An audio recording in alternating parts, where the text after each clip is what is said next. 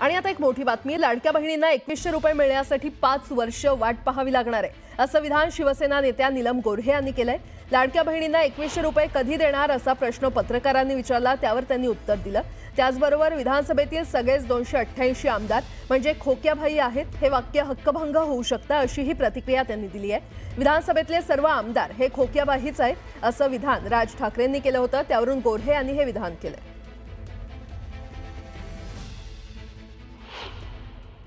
मुळामध्ये असं आहे की आम्ही काही सेन्सॉर नाही आहोत, ज्याचं त्यांनी याचं स्वतःचं भान बाळगावं हे आमचं म्हणणं आहे।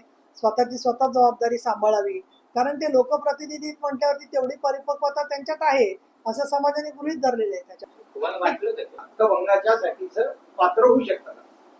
हक्कभंगासाठी होऊ शकतं ना, कुठं एखाद्या आमदाराला वाटलं की बाबा ते दखलपात्र आहे तर ते होऊ शकतं असं नाही।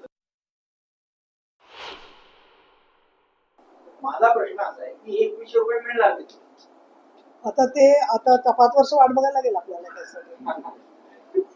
आता कसं सांगणार, हा पहिला अर्थसंकल्प आहे। आता तुम्ही काय सांगताय, एक मूल आता पहिलीत आले, त्याला सांगताय की 5वीतला पाढा तू कधी म्हणणार, म्हणतील जेव्हा योग्य वेळ येईल त्याला म्हणतील।